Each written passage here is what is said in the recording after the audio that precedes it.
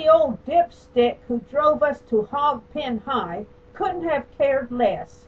I always sat in the front side seat, cringing in terror as showers of soggy spitballs flew at me from the back, splattering the glass partition between me and the front exit. The driver knew those SOBs had been torturing me every single day, but he did nothing about it, never even whispered one word against it. He didn't give a damn that his bus was being trashed by trashy kids who acted worse than wild animals. The only thing that seemed to bother that old guy was my complaints. He didn't care two spits that I was threatened with serious bodily harm each and every day. He ignored the knife and club Butch brought onto his bus like it was none of his beeswax. Butch was always shoving and cursing me. Every foul insult he could think of he would hurl at me day in and day out. One day he hit me with a big club he had made in woodworking class. A snotty bitch girl said, "Hit her again." Rainey Spacey was a mean, ugly, nasty bitch who looked like a Rottweiler dog. I'd never done anything to Spacey or said one word to her, but she said I had lice and other cruel things. If Butch had listened to her and I had been hit again, chances are I'd either be dead or disabled. May the Lord repay those two in kind, either in this life or in the world to come. Romans 12:19, 2 Timothy 4:14. Butch, the ringleader of the bullying, wasn't all that big, but what Butch lacked in size, he made up for in sheer psychotic meanness. Back then, I didn't know much about the Bible at all, but when I looked in Butch's eyes, I felt like I was staring into the face of Satan. There was so much hate and malice in that kid. Rainey Spacey had the same satanic look in her face, too. All I wanted to do was lay low and survive for just another day without major injury. I often came home crying and sometimes feeling suicidal. 24/7 I was always simmering with anger because there was no way I could fight back or run away from the pain, shame, and humiliation they put me through. This other kid, Rover McGunn, who I never talked to either, by the way, he wasn't much kinder. He said I belonged in a mental institution just because I seemed to be a little bit upset about the daily bullying. Someday McGunn will have to answer to God too, and that will be only fair. People reap what they sow, Galatians 6:7. So who am I to interfere with God's law of sowing and reaping by remitting unrepented of sins committed against me? John 20:23. Because God only forgives when people repent, and I'm no better than God is, I definitely don't believe in unconditional forgiveness of unrepentant abusers who know what they are doing is wrong and only do it because they expect to get away with it. But I do believe in turning them over to God for final judgment. My nerves were shredded. I was too paralyzed with fear to do much about the situation. When you're stuck on a bus to and from Hog Pen High with nowhere to run, the bullies have a good half hour to terrify you. Many times I would wish I was a big muscle man who could give at least one of those punks a good hiding. All I'd ever wanted was to love and to be loved, and to be a feminine, angelic girl who made others happy and received happiness in return. But those bastards crushed my tender heart the way they forced me to feel bitterness, fear, mistrust, and hatred. Bullying kills the tender, gentle soul who might have been. Bullies steal much more than your lunch money. They rob your soul of life, love, and joy. Bullying is always a crime of violence, sometimes against the body, but always against the spirit of a person. I lived about 3 miles away, with no safe places to ride a bike. Kids had no right to health and safety protection back in the 1960s, and it doesn't seem much better now from what I read on the internet. Kids are still killing themselves to get away from their torturers. The school bus is hell on wheels, but the bus driver, he don't give a damn. Kids usually scream like baboons in heat while they're torturing the designated victim. This distracts the driver and prevents him from concentrating on the road. Apart from the damage done to the victim, tolerating this needless noise constitutes a health and safety violation. Funny how if the same thing happened to adults on the job, there would be hell to pay.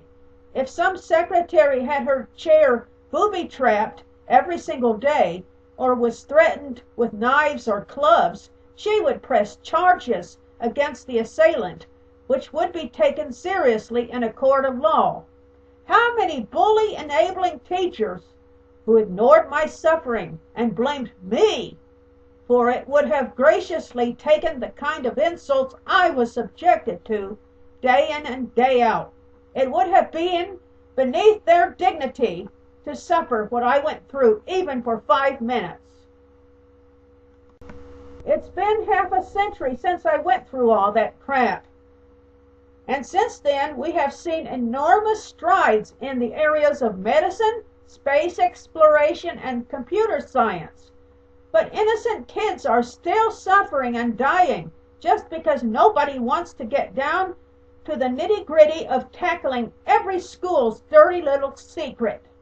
Nobody wants to call bullying what it is, a hate crime of psychological or physical violence. Any school district which turns a blind eye to serious, long-term, dangerous bullying should be subject to litigation by those affected by it. The threat of financial loss and bad publicity should be enough to make a school crack down on this hate crime. If I had my way, America and other countries would raise up a grassroots campaign to promote a Ban the Bully bill, which would expel hardcore bullies from public schools and strip them of the right to a free public education. Bullying should be made a prosecutable hate crime and prosecuted as slander, assault, and unlawful torture. Just like there were civil rights marches back in the 60s, people should picket against school and workplace bullying, especially wherever it is a persistent problem and authorities have refused to resolve it. Even if the whole damn school ganged up on just one individual, that don't make it right. Right and wrong should never be decided by majority opinion. A sizable majority of antebellum Southerners might have felt that it was okay for slaveholders to treat their black slaves any old way they wanted to, but the voice of the majority can be wrong. Every pack of wild dogs has its ringleader, usually the alpha male who asserts his authority by acting tough and aggressive. Butch was the ringleader on the bus, and the turmoil and racket would only start when he acted up and egged the others on. That doesn't excuse what the others did. The bus ride wasn't too bad on the rare occasions when Butch was absent. A few months before I quit that damnable hog pen high, I tried riding this other bus, and I found out I only had to walk about a mile to get to my house. I had no trouble on that one.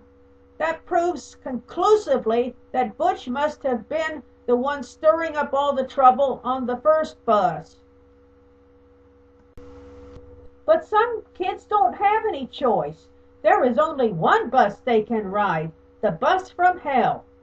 Their parents work and can't drive them. They don't know any other kids who live nearby who could give them a ride to school and back. There may be no regular city transit buses to drop them off near their school because they live in a small town or rural area. If they try to ride a bike to school, it could be vandalized or stolen by the bullies, or perhaps the weather is way too rough to permit bike riding. Now, if I had my way, bus bullies would get 1 or 2 warnings, no more. Endless second chances only give the bully extra chances to do more harm. If the bully didn't stop acting up, the bus driver would notify their parents that from then on, their kid was permanently banned from riding the bus. Do this with the ringleader and watch how fast his followers shape up, especially when they look out the window of the warm bus and watch their hero tromping through a foot of snow or driving rain, grumbling all the way. So it wouldn't be much fun? Tough beans! They would have brought that misery on themselves. In cases where walking to school alone would be dangerous, the parent or other adult they designate would be required to accompany their child on foot if they couldn't drive them.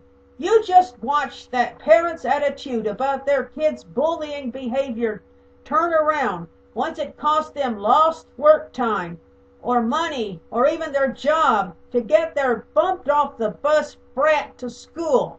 Nobody cares until their precious money is at stake. I would go a step further and require CCTVs and microphones to be installed in all school buses to monitor potential troublemakers.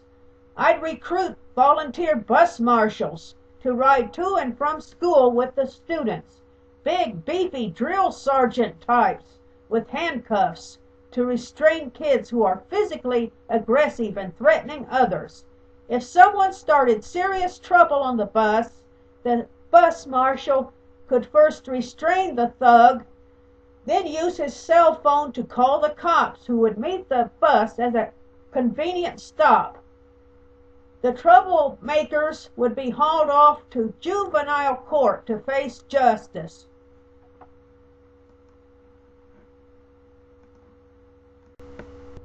The legal principle of loco parentis could be used as the basis for a lawsuit against a bus company or school district which has allowed serious harm to be done to a bullied child. Loco parentis means in the parent's place.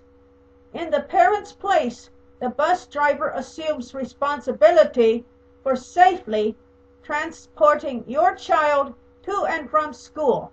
If he deliberately neglects that responsibility and his negligence puts your child at risk of physical or psychological harm, the bus company should be sued, or even the school district if the school bus is under their management or authority. Bullies live by the law of the jungle, where might is right, and the meek are weak, dead meat. Gangs gather to tear apart one lone victim, just like a pack of dogs proves how tough they are by ripping up a tiny kitten. It's high time bus drivers, teachers, and school officials started acting like responsible adults instead of mealy-mouthed bully enablers, and let troublemaking dirtbags know that bullying is just as illegal at school or on the bus as cigarette smoking is.